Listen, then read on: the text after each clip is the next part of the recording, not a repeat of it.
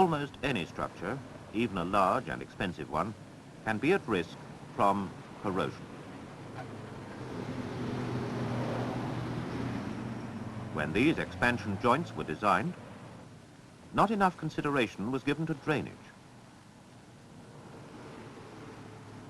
And, even in summer, surface water will still be contaminated with salts, used to prevent the formation of winter ice.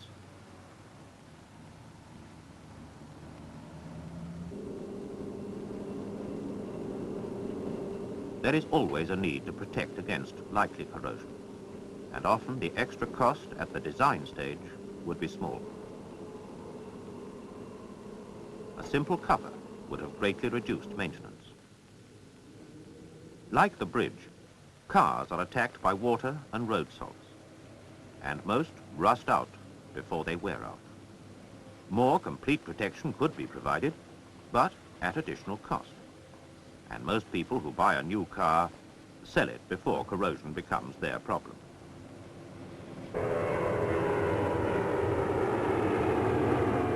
Conversely, because failure can lead to catastrophe, in the design of aircraft, much more attention has been given to avoiding corrosion. If corrosion can be anticipated, both in and out of service, at the design stage, then ideas for protection which are economically viable can be included. Generally, for a short life, low initial cost, and frequent maintenance may be economical, as in the car.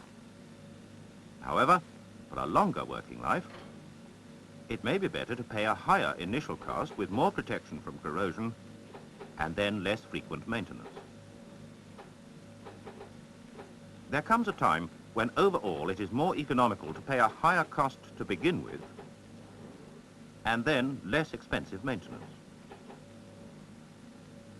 So, when the lifespan has been decided, the optimum design will be the one that gives the lowest total cost.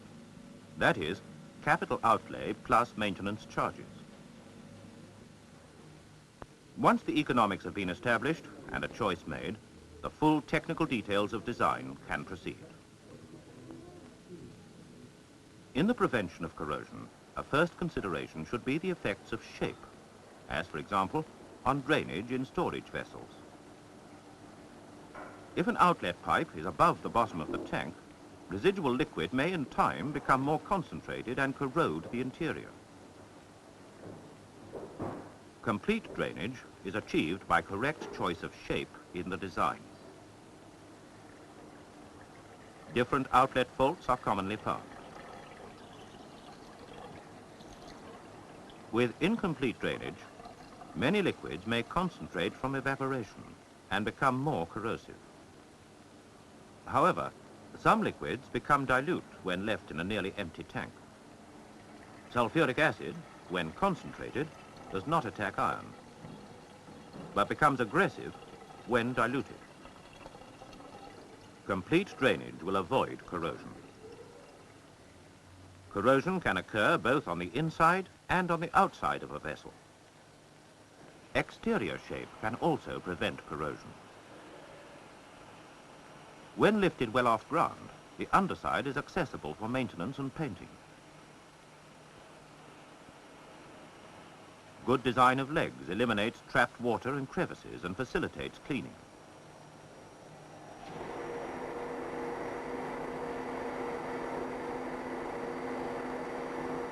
Inside, an outlet pipe at the bottom and machined flush gives the essential complete drainage. As we have seen, if the outlet is not flush, corrosion can occur. The liquid left between process cycles, concentrated by evaporation, then attacked the weld and caused pitting of the bottom of the vessel. A minor fault in design can shut down a large and costly operation through corrosion.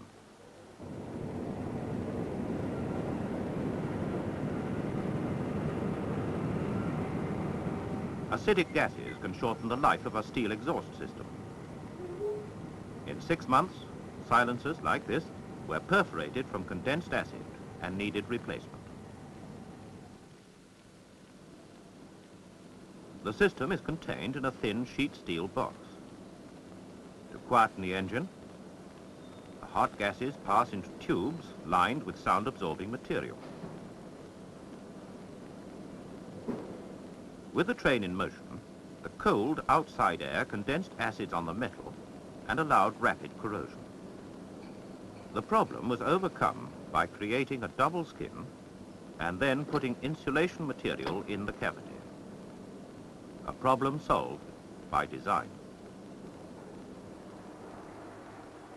Designers are familiar with the stress-raising property of notches, and where notches are unavoidable, as in a screw thread, appropriate allowance can be made in the strength of the material. But in a corrosive environment, at a stress at which it would normally be safe, a material can fail. This is stress-assisted corrosion cracking. For example, a section from a high-pressure pipe suspected of being liable to stress corrosion cracking was tested. A sharp notch was cut into it, and then a fine crack induced. The end of the crack is marked with a scored line. This crack acts as a severe stress raiser. Put in tension, the opening of the crack is measured with a transducer. In a non-corrosive atmosphere, the crack opens slightly as the load is applied, but does not grow any further.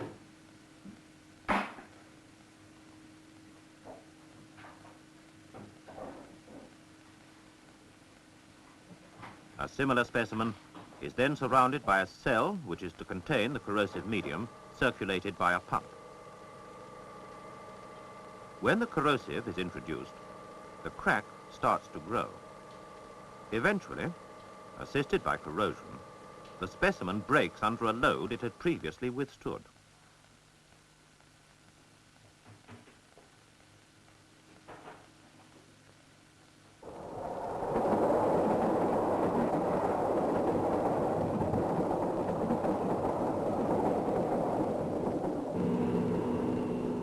Another problem of stress-assisted corrosion, with an unexpected solution, was the failure of axles on trains often working in a humid atmosphere.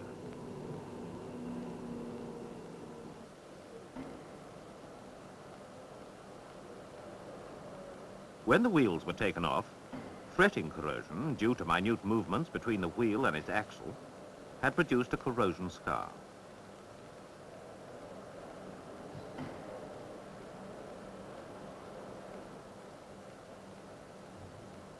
The stress-raising crack associated with the scar can be found by electromagnetic detection. The fluctuating stresses during operation in the corrosive atmosphere had caused the crack to propagate, and then the axle had to be replaced after a relatively short life. The remedy lay not in changing the material or trying to exclude the atmosphere, but in design. By simply machining a groove in the axle, the high stress moved there and away from the area of the wheel, and the fretting corrosion was reduced. There have been no cracks after 1 million kilometers. When two plates are bolted together, they form crevices. If one of the plates is metal, in a moist environment, lack of dissolved oxygen in the crevice with higher oxygen outside sets up an electrochemical cell, producing acids. There is crevice corrosion. If the plates are totally immersed in a mildly corrosive medium, the conditions inside the crevice are again different from those outside, and again, crevice corrosion will occur.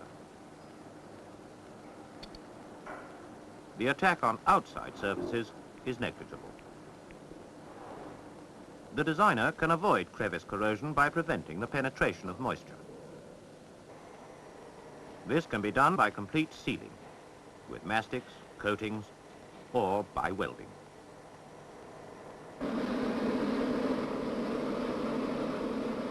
Anywhere moisture collects, as is possible inside a car door, crevice corrosion can occur in seams.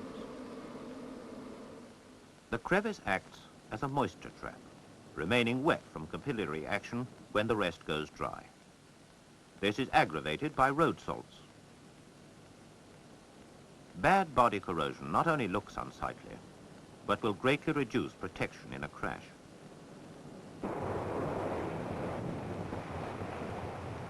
Seawater is very aggressive to metals. It will even attack stainless steels, especially if a crevice is formed. This is a problem in pumps, where in idle periods the stagnant conditions may allow crevices to corrode. It can be overcome either by flushing with fresh water before shutdown, or by using different materials. Threads, too, form crevices, and stainless steel bolts can suffer attack in seawater. The remedy is the use of especially resistant metals.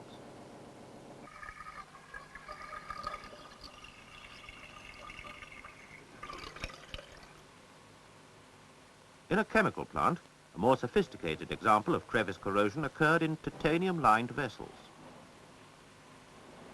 Titanium is normally highly corrosion resistant, but in this case a crevice was formed at the flange, where severe corrosion then occurred. At breakdown, the cost of the delay in production was considerable. The solution to the problem has been a more precise fit of the flanges to eliminate the crevice. The improved flange shows no corrosion. At the design stage, the cost of the remedy would have been trivial. Metals which corrode slowly will often be protected by the corrosion products left on their surface, so that if a liquid is moving slowly, there will be an acceptably low rate of corrosion. But rapid flow or turbulence may remove the protective layer and permit severe corrosion. This is termed erosion corrosion.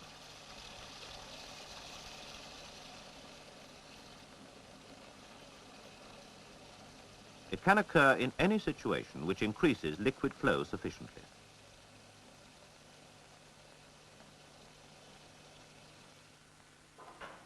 In a seawater pipe, as a valve closed, the rush of water increased and removed the protective oxide layers. Erosion corrosion occurred. The remedy for the designer is to use either a larger valve or a more corrosion-resistant material. A brass filter was similarly corroded because of the speed of flow of seawater. The solution was to use a plastic-coated material inert to seawater, which incidentally was cheaper than brass.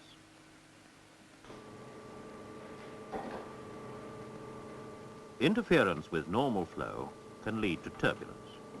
For example, a protrusion into the stream. A wrongly sized packing gasket caused turbulence and eventually erosion corrosion.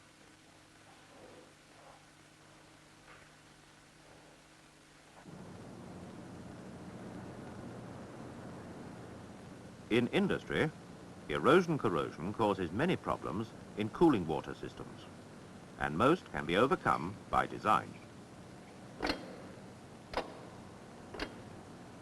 With many heat exchangers, where seawater is used as a coolant, in spite of filters, inlet pipes are seen at maintenance to be partially blocked with debris. This can affect flow and give turbulence, which, in turn, can increase erosion corrosion. This can also occur on the outside of tubes. An incorrectly designed baffle to deflect hot products led to these streaming through the narrow gap between tube and support.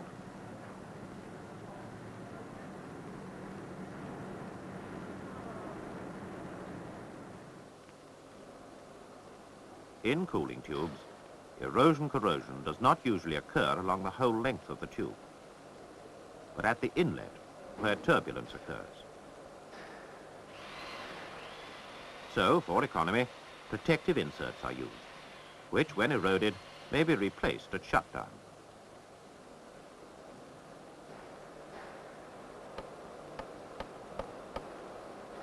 The period between maintenance is doubled, and with new inserts, the life of tubes prolonged for many years.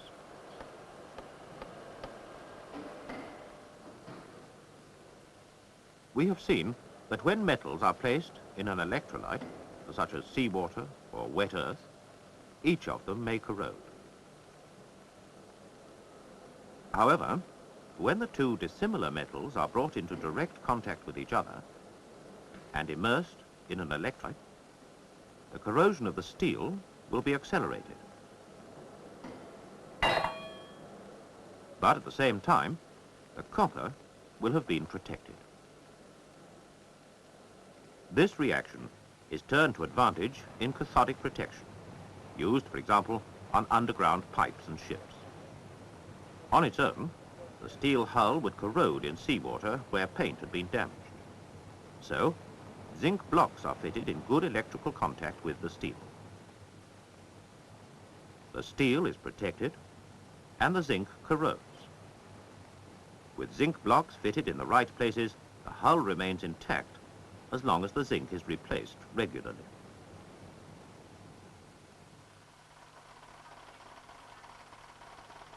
In an electrolyte, metals have an order in which, in electrical contact, they will become either the anode or cathode to each other.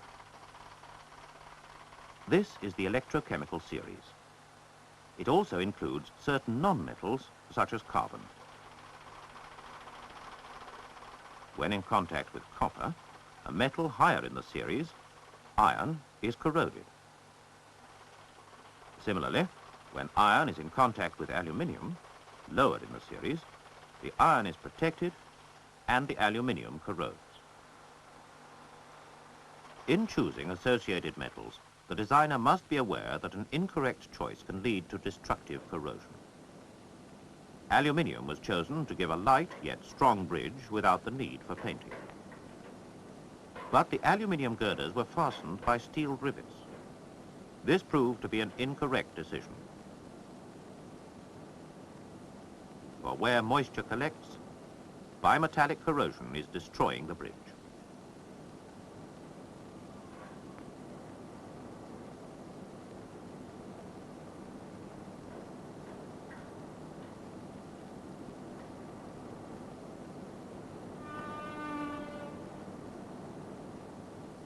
So strengthening has been needed. Bolts of a compatible material, or plated bolts, should have been chosen. The steel shell of a heat exchanger not only has to withstand normal corrosion, but also aggressive bimetallic corrosion from coupling with the copper tubes. This is overcome by placing the steel in direct contact with zinc, lower in the electrochemical series, so that both steel and copper are protected at the expense of the zinc. Similarly, on end plates, the zinc is sacrificial and replaced at normal maintenance periods.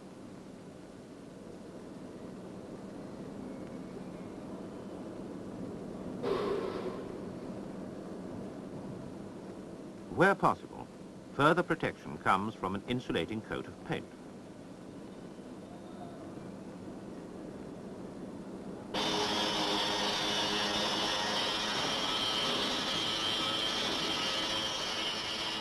In all industry, some 60% of failures which occur from corrosion are due to errors in design. The designer should bear in mind the effect upon corrosion of shape, the problems where failure comes from stress-assisted corrosion, the need to avoid crevices which lead to corrosion, the flow of liquids, and corrosion by erosion, and bimetallic corrosion from incompatible metals. When all these factors are considered in relation to the economics, the lifespan, and the practical use, then there can be prevention of corrosion. Prevention of corrosion at the drawing board by good design.